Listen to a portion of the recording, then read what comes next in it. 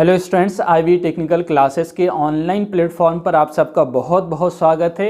आज हम लोग जिस सब्जेक्ट का एनालिसिस करने जा रहे हैं सिलेबस का, वो सब्जेक्ट है इलेक्ट्रिकल एंड इलेक्ट्रॉनिक्स मेजरमेंट। यानी हम लोग आज के इस लेक्चर के अंदर कंप्लीट देखेंगे कि हम लोगों को इलेक्ट्रिकल एंड इलेक्ट्रॉनिक्स मेजरमेंट के अंदर क्या क्या चीज़ें पढ़नी है।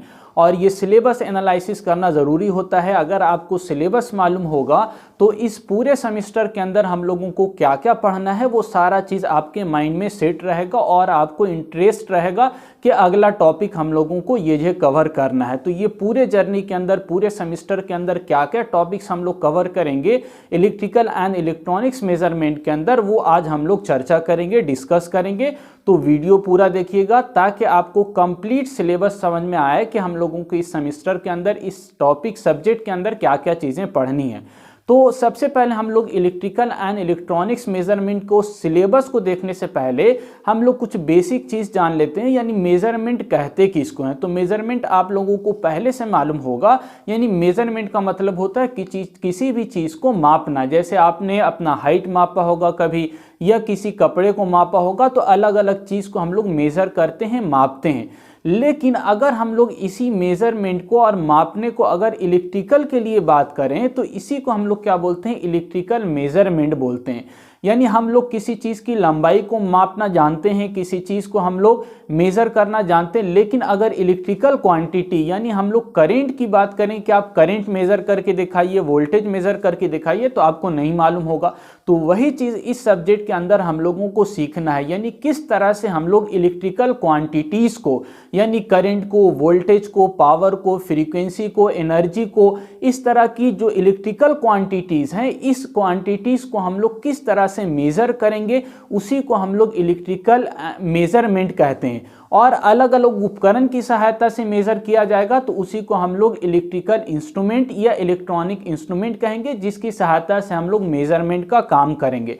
तो इस पूरे सिलेबस के अंदर इलेक्ट्रिकल एंड इलेक्ट्रॉनिक्स मेजरमेंट के अंदर हम लोगों को डिफरेंट जो है इक्विपमेंट के बारे में जानना है, जिस उपकरण की सहायता से, जिस इक्विपमेंट की सहायता से हम लोग इन इलेक्ट्रिकल क्वांटिटी को मेज़र करते हैं, मापते हैं।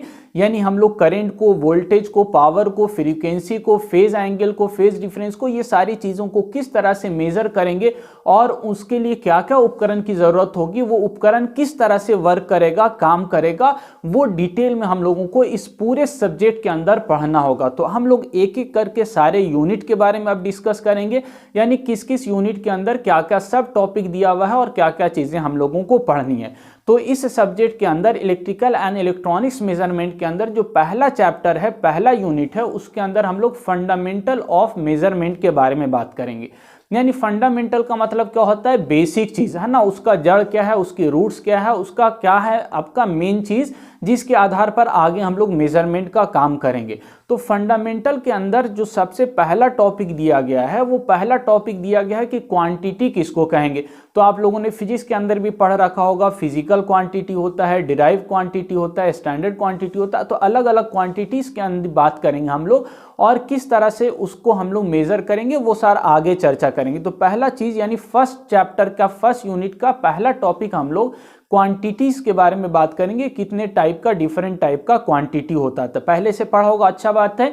नहीं पढ़ा हुआ होगा तो हम लोग इस चैप्टर के अंदर डिस्कस करेंगे। इसके अलावा हम लोग क्या बात करेंगे कि अलग अलग मेज़र करेंगे। तो इसमें दो प्रकार का मेनली हम लोग इंस्ट्रूमेंट की बात करेंगे। तो थोड़ा सा बेसिक आइडिया यहाँ पर हम लोग लेंगे। यानी एक आपका डिजिटल इक्विपमेंट होता है, डिजिटल मेजरिंग इक्विपमेंट होता है, और दूसरा एनालॉग होता है। ठीक है, तो एनालॉग और डिजिटल के बीच में क्या डिफरेंस है वो यहाँ पर हम लोग सीखेंगे। इसके अलावा मेजरमेंट करते समय कुछ ना कुछ एरर हो जाता है। यानी हम लोग चाहे आदमी के द्वारा मेजर किया, कोई भी चीज़ मेज़र कर रहे थे तो कम हो गया, ज़्यादा हो गया, तो हम लोग मेजरमेंट के अंदर क्या क्या एरर हो सकता है, उपकरण के अंदर क्या क्या एरर होगा, या आदमी के द्वारा क्या क्या एरर हो सकता है, वो हम लोग डिस्कस करेंगे। डिफरेंट टाइप्स ऑफ एरर की बात करेंगे। और एरर को हम लोग सही जो करेंगे उसी को एक्यूरेसी बोला जाता है। तो हम लोग एक्यूरेसी किस तरह से प्राप्त करें ताकि इक्विपमेंट का हम लोग को सही क्वांटिटी हम लोग को मिल सके। तो डिफरेंट टाइप का हम लोग इसके अंदर एरर्स की भी बात करेंगे। और भी कुछ टॉपिक्स है जो इस फर्स्ट चैप्टर के अंदर डिटेल में हम लोग डिस्कस करेंगे। इसके बाद जो सेकंड चैप्टर है, सेकंड यूनिट है, जो कि बहुत इंपॉर्टेंट यूनिट है, वो आपका है measurement of current end voltage, यानी किस तरह से हम लोग करंट को और वोल्टेज को मेजर करेंगे। तो आपको मालूम होगा, नहीं मालूम है तो आपसे याद रखिएगा, आप करंट को मेजर करने के लिए जिस उपकरण का यूज करते हैं हम लोग, उसको एमीटर कहा जाता है। तो एमीटर किस तरह से काम करेगा वो हम लोग देखेंगे। एमीटर का कंस्ट्रक्शन क्या है, वर्किंग प्रिंसिपल क्या है, ऑपरेशन क्या है, एडवांटेज क्या है, डिसएडवांटेज क्या है, एप्लीकेशन क्या है, किस तरह से हम लोग सिस्टम के अंदर कनेक्ट करेंगे, सीरीज में करेंगे, पैरेलल में करेंगे, वो सारा डिटेल हम लोग एमीटर से रिलेटेड बात करेंगे। इसके अलावा एमीटर जो हम लोग करंट मेजर करेंगे, तो करंट का रेंज अलग होता है। घर में मेजर करें तो कम करंट है, बाहर मेजर करेंगे सब स्टेशन में तो ज़्यादा करंट है। तो यहाँ पर करंट को, रेंज को किस तरह से बढ़ाना है, तो हम लोग एक्सटेंशन ऑफ रेंज भी देखेंगे, यानी करंट जो एमीटर है उसका रेंज को किस तरह से बढ़ाया जाए। तो एक एमीटर है 5 एम्पियर मेजर कर सकता है, तो 5 से 10 एम्पियर कैसे करेगा, 15 एम्पियर कैसे करेगा, रेंज एक्सटेंशन भी हम लोग सीखेंगे।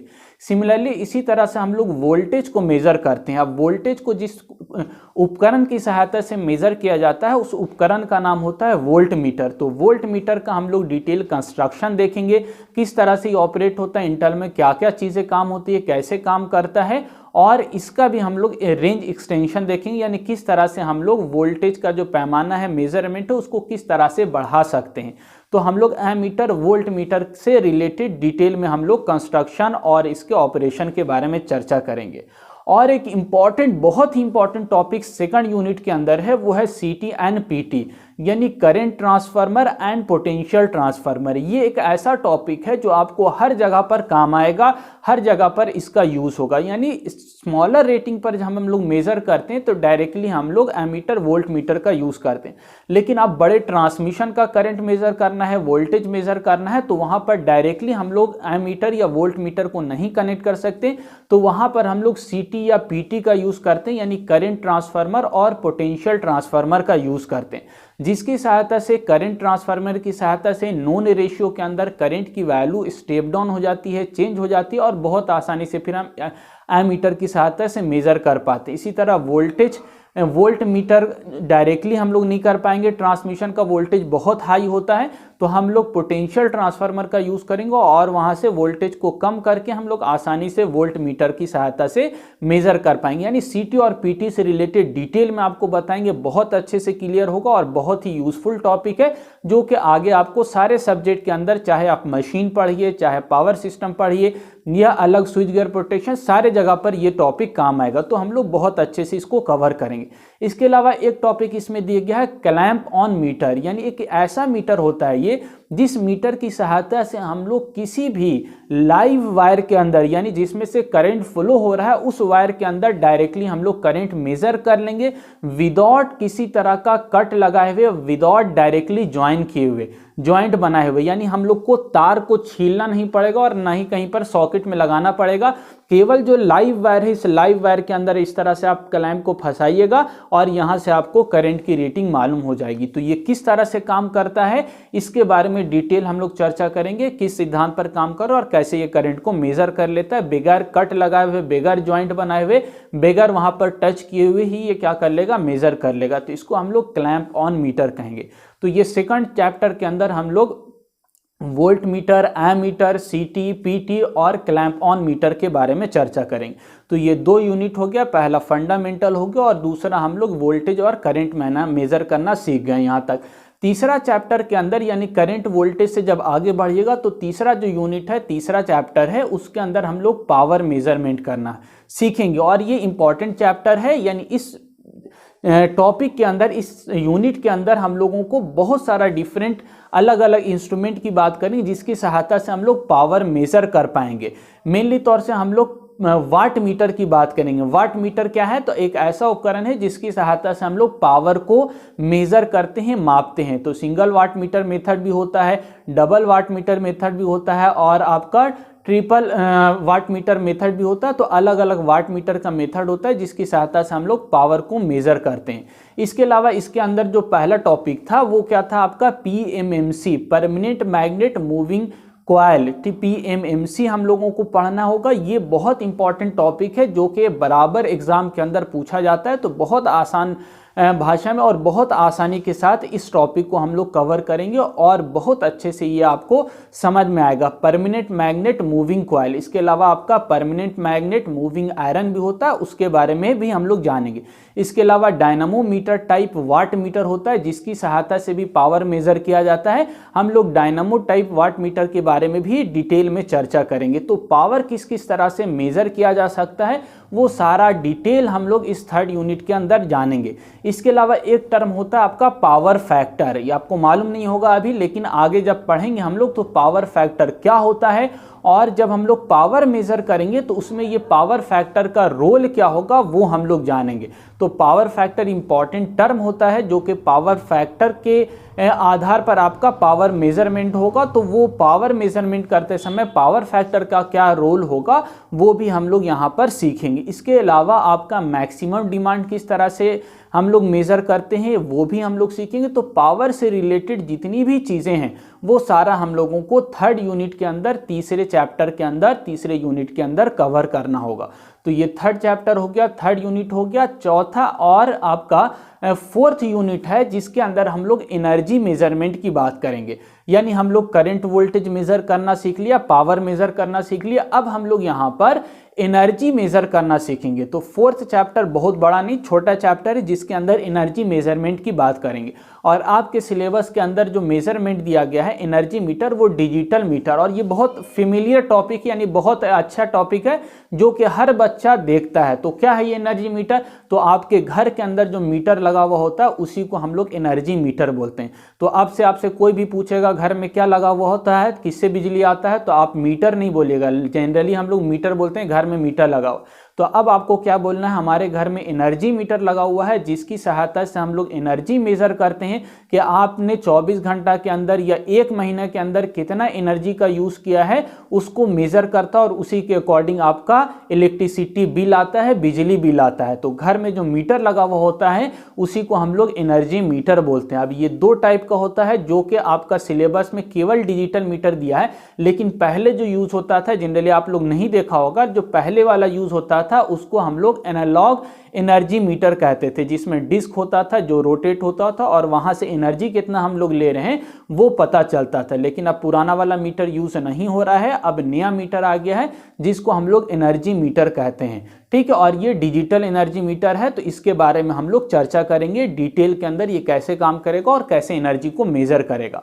तो आपका एनालॉग भी देख लेंगे और हम लोग डिजिटल वाला जो एनर्जी मीटर अभी यूज हो रहा है वो भी हम लोग सीख लेंगे। और एक बात ये भी याद रख लीजिएगा, आप अभी से मेजरमेंट अगर पढ़ रहे हैं तो अगर आपसे कोई पूछेगा एनर्जी की यूनिट क्या है तो आप क्या बताएंगे? एनर्जी की यूनिट जनरली को जूल बोल देते हैं हम लोग, लेकिन अगर इलेक्ट्रिकल एनर्जी की बात की जाए तो यहाँ पर जो यूनिट होता है वो किलोवाट आवर होता है, kWh। तो जो हमारा मीटर जो ऑब्जर्व यानी हम लोग यूनिट बोलते हैं, घर में भी सुना होगा इतना यूनिट उठ गया, तो यूनिट का मतलब क्या है? Kilowatt hour. तो ये एनर्जी मीटर किस में मेजर होता है, यूनिट क्या है, इकाई क्या है, तो इसका kWh किलोवाट आवर होता है। इसी तरह बाकी इलेक्ट्रिकल क्वांटिटी की भी यूनिट आप याद रख लीजिएगा, जैसे आपका करंट मेजर कर रहे हैं तो उसका एम्पियर होता है यूनिट, और वोल्टेज मेजर कर रहे हैं तो उसका वोल्ट होता है, और आप अगर पावर मेजर कर रहे हैं तो उसका वाट होता है, एनर्जी मेजर कर रहे हैं तो उसकी यूनिट, उसकी इकाई आपका kWh किलोवाट आवर होता है। तो ये आपका 4 यूनिट हो गया। करंट वोल्टेज मेजर करना सीख लिया हम लोग दूसरे यूनिट में, तीसरे में हम लोग पावर में, और चौथे में हम लोग एनर्जी मेजर करना सीखा। और पांचवा यूनिट जो अब यहाँ से स्टार्ट है, पांचवा और छठा, ये लगभग मिलाकर यूनिट है, एक ही टॉपिक के अंदर सारा दिया हुआ है, लेकिन सिलेबस के अंदर इसको बांट दिया गया है। तो जिसमें एक यानी पांचवा यूनिट की बात करें तो इसके अंदर हम लोगों को जो पढ़ना है मेजरमेंट ऑफ, जो टॉपिक का नाम है, मेन हेडिंग है वो आपका क्या दिया हुआ सिलेबस के अंदर, मेजरमेंट ऑफ पारामीटर। तो पारामीटर किसको बोलते हैं? इलेक्ट्रिकल पारामीटर आपका इंडक्टेंस होता है, कैपेसिटेंस होता है और रेसिस्टेंस होता है। तो इन सारे चीज़ को मेजर करना हमको सीखेंगे। तो फिफ्थ यूनिट के अंदर केवल रेसिस्टेंस मेजरमेंट की बात किया गया है आपके सिलेबस में। तो अब रेसिस्टेंस भी जो मेजर होता है, प्रतिरोध जिसको हम लोग बोलते हैं हिंदी में, ये रेसिस्टेंस भी कहीं पर हाई होता है, कहीं पर लो होता है, कहीं पर मीडियम होता है। तो अलग अलग प्रतिरोध, अगर कम प्रतिरोध है तो उसको हम लोग अलग मीटर से मेजर करते हैं, मीडियम है तो अलग से, और बहुत ज़्यादा हाई प्रतिरोध है कहीं पर तो उसको अलग मीटर से मेजर किया जाता है। तो पांचवा चैप्टर के अंदर लो रेसिस्टेंस की बात की गई, यानी कि लो रेसिस्टेंस किस तरह से मेजर करेंगे। तो लो रेसिस्टेंस के लिए हम लोग केल्विन ब्रिज का और केल्विन डबल ब्रिज का यूज करते हैं, तो उसके बारे में हम लोग देखेंगे ये किस तरह से ऑपरेट होता है और किस तरह से प्रतिरोध को मेजर करता है। प्रतिरोध की यूनिट भी याद रखिएगा, ओम होता है, जिसको हम लोग 5 ओम 10 ओम इस तरह से मेजरमेंट करने के बाद आपको मिलेगा। तो ये लो में रेसिस्टेंस की बात होगी। और अगर मीडियम रेसिस्टेंस मेजर करना होगा तो हम लोग एमीटर और वोल्ट मीटर की सहायता से मेजर करेंगे। यानी एमीटर से आपको करंट मिल जाएगा, वोल्ट मीटर से वोल्ट मिल जाएगा। तो आपने ओम्स लॉ पढ़ा होगा, फिजिक्स में नहीं पढ़ा है तो यहाँ पर नेटवर्क में पढ़िएगा। तो V बराबर आई आर होता है, तो अगर V और I आपको मिल जाएगा तो R आप निकाल लीजिएगा, तो R बराबर V बटा I हो जाएगा। तो यहाँ से आप क्या कर लेंगे, प्रतिरोध को निकाल लेंगे यदि वोल्टेज और करंट मिल जाएगा तो वोल्ट मीटर और एमीटर की सहायता से जो प्रतिरोध मेजर किया जाएगा वो मीडियम प्रतिरोध मेजर किया जाएगा। ये 5वां चैप्टर के अंदर 5वें यूनिट के अंदर पढ़ना है। छठा जो चैप्टर है 6 यूनिट और लास्ट यूनिट और थोड़ा बड़ा यूनिट है और सबसे इंपॉर्टेंट यूनिट है, जिसके अंदर बहुत सारा बाकी जितना भी आपका मेजरमेंट का इक्विपमेंट है वो सारा छठा यूनिट के अंदर दे दिया गया है। जैसे हम लोगों को जो सबसे पहला टॉपिक इसके अंदर है वो हाई रेसिस्टेंस मेजरमेंट है, यानी हाई रेसिस्टेंस किस तरह से हम लोग मेजर करेंगे। और हाई रेसिस्टेंस बोलने का मतलब कोई भी उपकरण है, जैसे मान के चलिए हमारे पास ये डस्टर है, तो अगर ये लकड़ी है तो लकड़ी का प्रतिरोध बहुत हाई होता है, इसमें से नॉर्मल करंट जाएगा नहीं, तो ये प्रतिरोध इसका हाई है, तो इसका कितना प्रतिरोध, आखिर कुछ तो होगा इसका प्रतिरोध, तो कैसे मेजर करेंगे। तो इस हाई प्रतिरोध को मेजर करने के लिए जिस उपकरण का हम लोग यूज करते हैं उसी को हम लोग मेगर बोलते हैं। तो मेगर हम लोग डिटेल में पढ़ेंगे, मेगर किस तरह से काम करता है, किस तरह से ऑपरेट करता है, अंदर में कंस्ट्रक्शन कैसा है, संरचना कैसा है, वो डिटेल में जानेंगे। तो किसी भी हाई रेसिस्टेंस को मेजर करने के लिए हम लोग मेगर का यूज करते हैं। तो पहला टॉपिक हम लोग मेगर के बारे में डिटेल में चर्चा करेंगे, किस तरह से ये काम करेगा।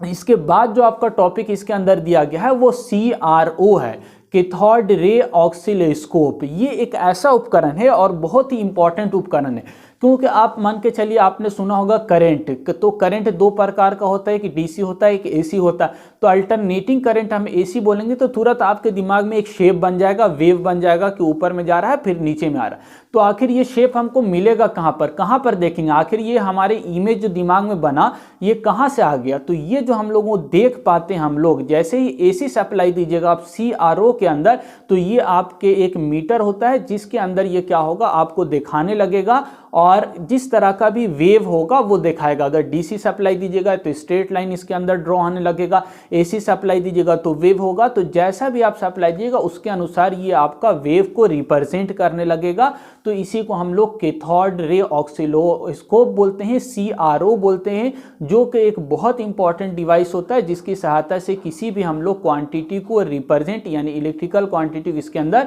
दर्शाया जाता है, दिखाया जाता है, और उसको हम लोग विजुअली देख पाते हैं। ठीक है, तो CRO किस तरह से ये काम करता है, कैसे इलेक्ट्रिकल क्वांटिटी ये दिखा दे रहा है हमको, और कैसे वेव बन जा रहा है इसका, तो ये सारा चीज इंटरनल कंस्ट्रक्शन हम लोग डिटेल में इसके अंदर जानेंगे। इसके अलावा और भी बहुत सारा छोटा छोटा टॉपिक है जो कि इस यूनिट के अंदर पढ़ना है। जैसे आपका फ्रीक्वेंसी किस तरह से मेजर करेंगे, तो उसके लिए हम लोग फ्रीक्वेंसी मेजरमेंट की फ्रीक्वेंसी मीटर का यूज करते हैं। अब ये भी याद रखिएगा, फ्रीक्वेंसी जो है इसकी इकाई होती है हर्ट्ज, HZ से डिनोट किया जाता है, और इंडिया के अंदर स्टैंडर्ड फ्रीक्वेंसी आपका 50 हर्ट्ज है। तो अगर मान के चलिए अगर आपसे वेरिएशन भी पूछ देता ऑब्जेक्टिव के अंदर कि कितना आपका वेरिएशन फ्रीक्वेंसी में हो सकता है, तो वो ±3% है। तो आखिर हमको पता कैसे चलेगा कि फ्रीक्वेंसी इतना ज़्यादा 50 हर्ट्ज है या आपका 40 हर्ट्ज हो गया, तो उसके लिए कोई मीटर की ज़रूरत तो पड़ेगी। तो वही मीटर आपका क्या कहलाता है, फ्रीक्वेंसी मीटर कहलाता है। तो ये किस तरह से ऑपरेट होगा, कैसे हमको पता चलेगा कि 50 हर्ट्ज फ्रीक्वेंसी है या 49 है या 51 है, तो इसके लिए जिस मीटर का यूज़ करेंगे उसको हम लोग फ्रीक्वेंसी मीटर कहेंगे।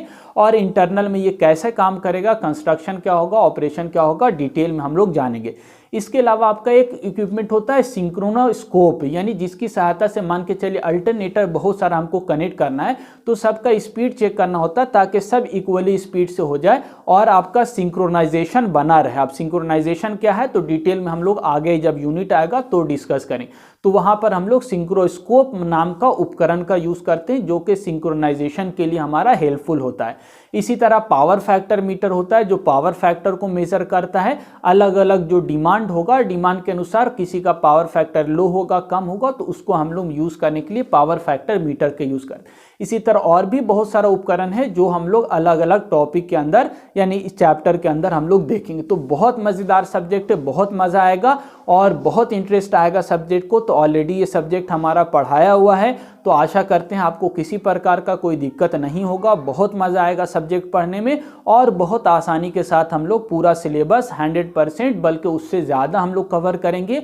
ऑब्जेक्टिव भी हम लोग इसका, जैसे आपको अभी बहुत सारा ऑब्जेक्टिव हमने आपको बताया, इसी तरह बाकी सारे लेक्चर के अंदर भी ऑब्जेक्टिव और सब्जेक्टिव को हम लोग क्लियर करते हुए चलेंगे ताकि आपको आगे किसी प्रकार का प्रॉब्लम नहीं हो। तो जल्द से जल्द आप लोग एडमिशन लीजिए और जो भी आपके दोस्त हैं, फ्रेंड हैं, उनको भी इन्फॉर्म कीजिए कि IB टेक्निकल क्लासेस के अंदर इलेक्ट्रिकल का बेस्ट इंस्टीट्यूट और आपको सबसे ज़्यादा आप लोगों के साथ मिलकर मेहनत करने वाला संस्था है। तो आप लोग जल्द से जल्द जुड़िए, अपने दोस्तों को भी बताइए, रजिस्ट्रेशन नहीं किया है तो रजिस्ट्रेशन कीजिए और जल्दी से कोर्स को परचेस करके ऑनलाइन या ऑफलाइन ज्वाइन कीजिए। मिलते हैं नए वीडियो में, थैंक यू।